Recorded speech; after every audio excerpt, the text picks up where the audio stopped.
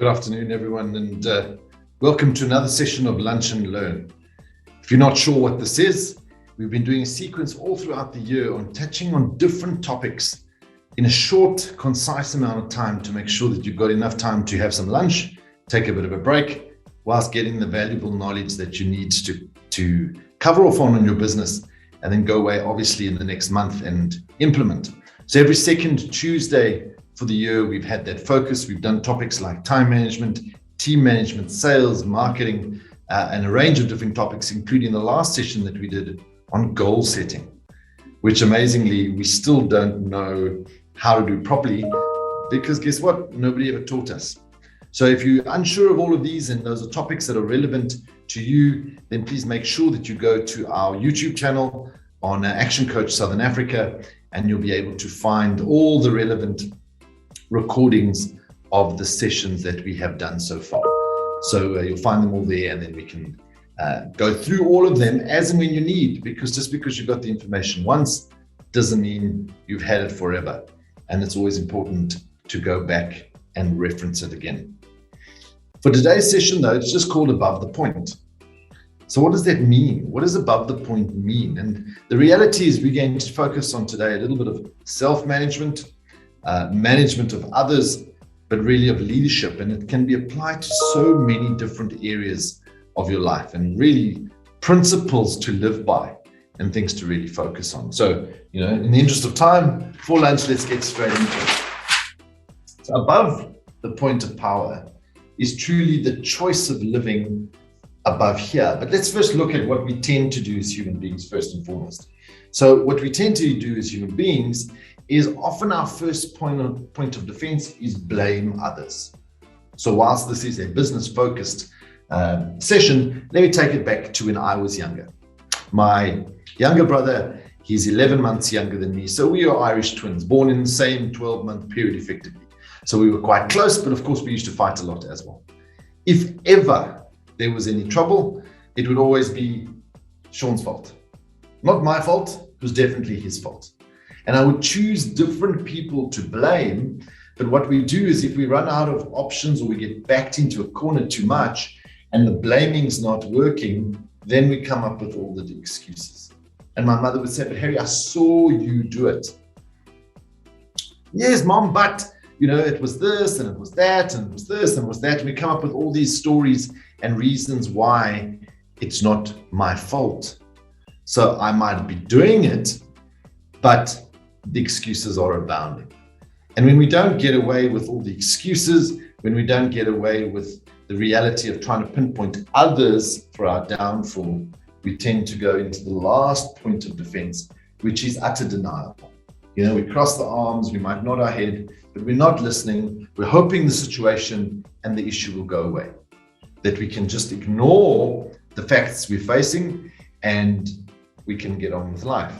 Well, living below the point of power, and that's why I've written it here in red, that keeps us paralyzed, that keeps us in bed, that keeps us as victims to our circumstance, victims to our scenarios. And who wants to go through life being a victim? Who wants to go through life not being in charge? Now, the reality is, if we look at what's happened in the world because of the pandemic, if we look at maybe South Africa as a context, economy, politically, we are masters at living below the point of power.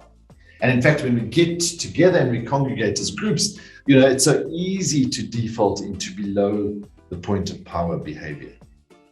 But the trick is, and the reality is, we really need to live above the point of power. So how do we do that? And what are the steps? And the first reality is we need to own the ship.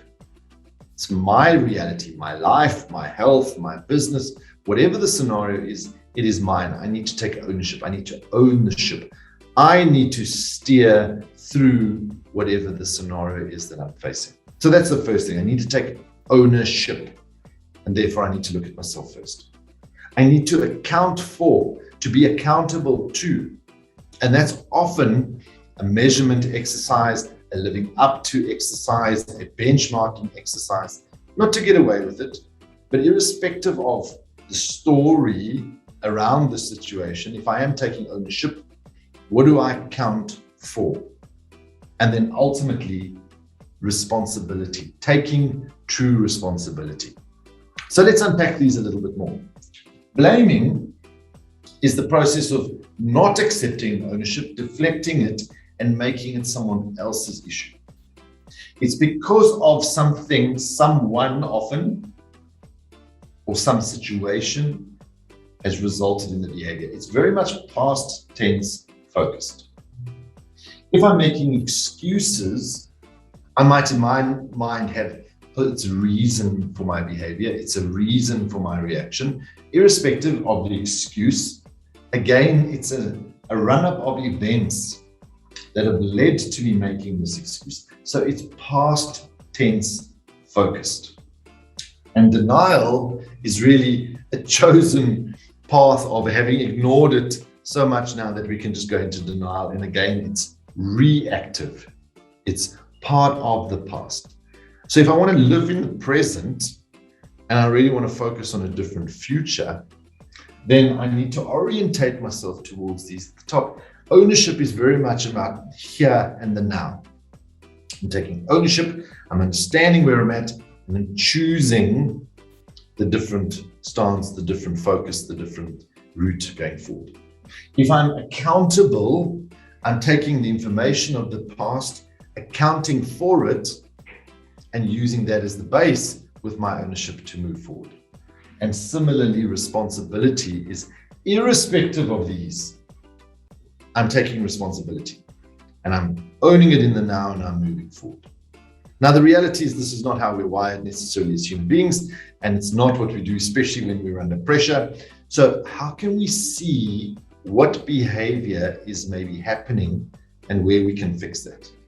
And the reality is, especially in an organization, if you are seeing these below the point behaviors, people are always blaming others, they're always finding excuses, and there's this general denial going on, then generally speaking, there's a management vacuum. We're not managing people effectively. And the best thing you can do with this below the point of power, above the point of power, is teach it to everybody. And I'll show you now who the everybody is. Because when a situation presents itself, if people have been taught the concept, all I have to say is, Harry, is that above or below the point of power? Or even if I'm really lazy, I might just say, sounds like point of power. And people will automatically see themselves defaulting here and need to go above here. But often these behaviors, not enough management, not the right management, not clarity around what needs to be done, when it needs to be done by. That's generally a management vacuum. If however, things are okay, it's a little bit vanilla-ish, it's neutral, people are doing what they need to do, but nobody's really stepping up.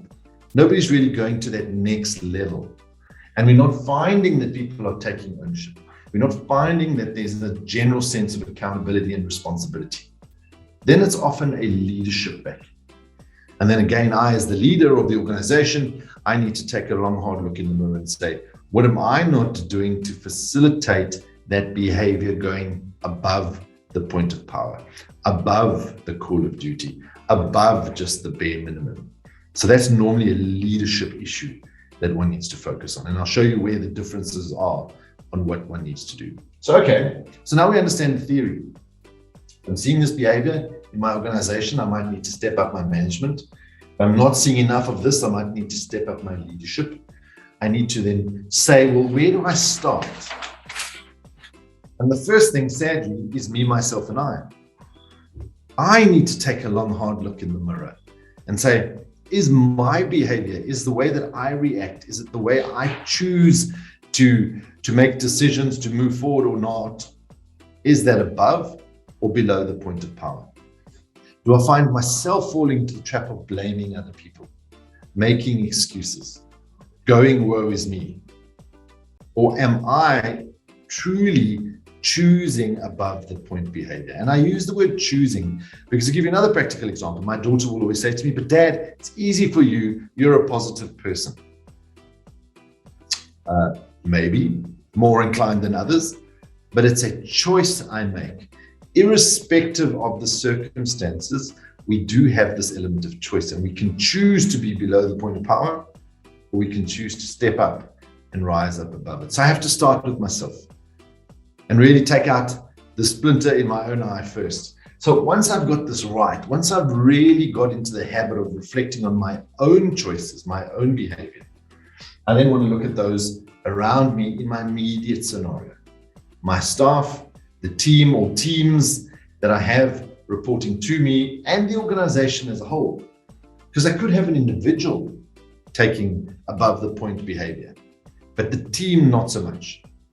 So how do I use that to benchmark good behavior, to have discussions, to have encouragement that we can collectively, not as individuals, but as teams, be above the point power? I might have certain teams that are operating well, that are taking ownership, are accountable and responsible. But as an organization, we're not. Why is that? Well, because we don't have the cross-pollination, because we're not pulling as a unit. And often it's because we don't have a shared goal. So individuals are fighting, and individual teams are fighting for their own performance, their own increase, their own outcomes. And the organizations is not there. So there often we need a shared vision, a common goal. And if you go back to the team session that we did at the beginning of the year in the Lunch and Learn, you'll find a lot of practical ways to unpack that team dynamic and make sure we're all pulling in the right direction.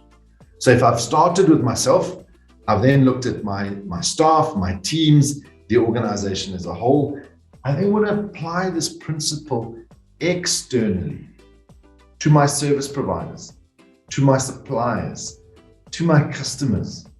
So that yes, I, as an organization and as an individual, am choosing above the point behavior. But if I have issues with a supplier, with a customer, with a service provider, defaulting to this, then how am I using above the point of power behavior to influence my external stakeholders, the external people that I still rely on to have a successful business? And like it or not, your suppliers, your service providers, your clients are critical to your overall success. So I want to make sure that I'm having above the point behavior with them, but that they too are responding. So this is not an exercise of being subservient, always compromising, always allowing other people to get away with murder, so to speak. No. It's so that we can actually meet as equals, so that we're always focusing on win-win. And I think just on that, I want to remind people of this, because it is sometimes often easy to fall into the trap, and it says, well, it always needs to be positive. I don't want to be negative, so I'll rather not say. No. One can be very fair, very honest, very negative, so to speak, in above the point behavior. If a scenario needs to be discussed, the truth needs to come out, there's some hard discussions that need to take place. We're not sweeping them under the carpet and ignoring them and being warm and fuzzy because we don't want to be negative. We don't want to rock the boat. We don't want to seem emotional. No. It's separate issues. Above the point behavior is very much around being honest, around finding win-win, around dealing with conflicts and disagreements and misperceptions up front, so that it doesn't fester and cause more below the point behavior. So it doesn't help I try and do this if we're not living this. And I think that's often the case, because we want to hold external people to account. We want to associate blame here. We want to say, well, it's your fault, when we haven't got our ducks in a row. So me, myself, and I first, then my team, my teams, my staff, my organization, and then I'll move to the next level, which is the external side of things. So then how we bring this into play to really drive our organization forward, and we call it the 16 cylinders of high performance behavior. 16 cylinders of high performance behavior. So much like a car would run on cylinders, and one would think the more cylinders, maybe the more performance. That's true if we have the right cylinders. So we break it down into 4 critical areas. So let's focus firstly at the top, body and mind. Those are each important, but collectively they're only 6 of the 16. So when I am hiring people, when I'm managing people, when I'm leading people, the body is important, and not the look and feel of the body, the individual. Do they have the experience? Do they have the aptitude? Are they willing to do what's necessary? Are they here physically, and are they physically able to do the work in what we've been able to see and do and stuff like that? Is the environment conducive to ensuring that we can extract it? That's the body. That's just being here and earning the rights to get in the game. And it has weighting, absolutely. Once we have the body in the room, so to speak, are we engaging the mind? Is the mind being applied above the point behavior to find solutions, to get this to move forward, to get that connection, collaboration, success going? Because you can have a body sitting in a room every day, not engaging the mind, not using it for good, not extracting what is available inherently and getting it through to be applied and implemented. So body and mind important, but critical to high performance. So this will be average performance. You get this right, great people, good background, lots of experience, engaged, good performance. Great performance, we have to then focus here on the heart and the spirit. Do they have the heart? Do they have the attitude? This is where very difficult to assess up front. Do they have the attitude? Are they winners both in receiving and in giving? Will they contribute? Are they good team players? Do they have the heart for the business, the product offering, the service, for the vision of where we're moving towards? How engaged are they, not just in coming to work, but in what we're trying to achieve here? Are we really tugging on the heartstrings? How do we emotionally connect with those inside our organization at heart level? And that alone is almost body and mind together. 3 plus 3, and here we've already got 5. So 5 versus 6. But then if we get to engage people at the spirit level, legacy stuff, purpose stuff, why, Simon Sinek's famous start with why. That's where we're engaging the spirit, where what we do on a daily basis is not just for good today, but the good has lasting effects. The good has a lasting contribution. The good makes more of a value add in the marketplace. And that's where we get the true cylinders of this business engine to work together, where we've engaged the body, the mind, the heart, and the spirit to all pull together and be above the point of power to deliver on results. So that's really the key focus that we need to go on. It doesn't help we sit back and we reactively run our businesses. We reactively run ourselves. We reactively run our staff, our teams, our people. This is a proactive approach that's required. We have to proactively choose to be above the point of power, to take true ownership. Because here's the thing, and I love this quote by Jim Rohn. Jim Rohn sadly passed away many years ago now, was known as America's foremost business philosopher. And he said a whole lot of great stuff. Things like work harder on yourself than you do on your job. Ouch. Don't wish that life was easier. Wish that you were better. So a range of great quotes like that. But one that sticks out relevant to this was where he said, who's got something better planned for your life? Think about that. Who's got something better planned for my life? My wife? She's also got her own life and her own things and the kids and stuff to focus on. My mother? Yeah, probably your mother. Your mother always wants the best for you. It's maternal instinct. So maybe your mother. But other than your mother, nobody has got anything better planned for your life than you do. And if I don't take ownership, if I'm not accountable, if I'm not responsible for all facets of it, we go back to that 5 points of power. I don't choose to operate here on all things. I'm a victim. And I choose not to be a victim.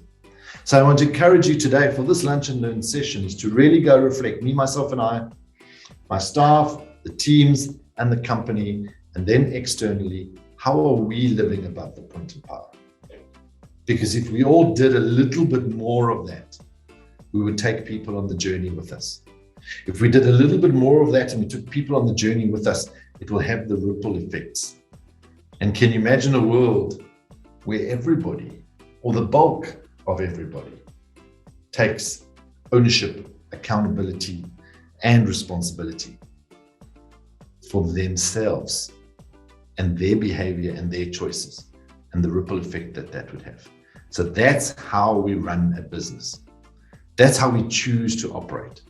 So great session about me, and a little bit maybe more of a tougher one because I have to take a deep look, hard look in the mirror, but then a way to run your company. And if you've missed out on any of the other sessions, make sure you go back to them. They are available on YouTube, all the business ones. And next month, second Tuesday of every month, same place, same time, we'll be talking about niche. So how do you create a niche for your business? How do you create something that's unique, something that you can charge a margin for, something that you can really create something of value that people want to be part of? They want to spend more money with you.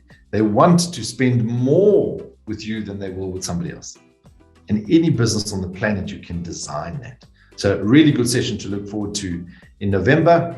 And if you are listening to this either in the Stellenbosch or Winelands region, make sure that you come and pop in next week, Thursday, where we're doing our Meet the Neighbors event, our quarterly get together of getting business owners in Techno Park together to interact, to network.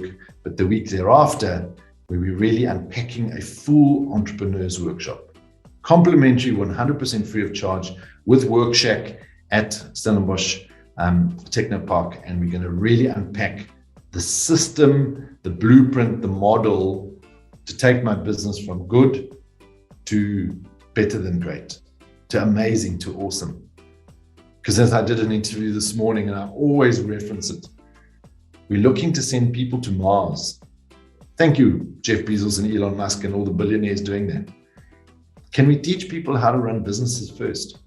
How to take hardworking, passionate, wonderful people that love their business, that are committed to the product, the service, the clients, the staff, and can we show them how to be profitable, sustainable, and how to create thriving businesses? And if we create thriving businesses, we'll impact the economy and we'll transform communities. And that's our vision for Action Coach Southern Africa. Thriving businesses, impacting economies, transforming communities. So I hope you found value in this. I hope you're going to take the information and go apply it, because the company is called Action Coach after all. Not maybe when I get a chance, coach. One day when I'm not so busy, coach. One day when the politicians come right, coach. It's Action Coach for a reason. Choose to be above the point of power. Choose to take ownership, responsibility, and accountability, and take everybody with you on this journey. Thanks very much for joining us, those that joined both on Zoom and on Facebook Live, and feel free to share this as much as possible with anybody that you think might find value out of it. Thanks very much. Have a great Tuesday and rest of the week.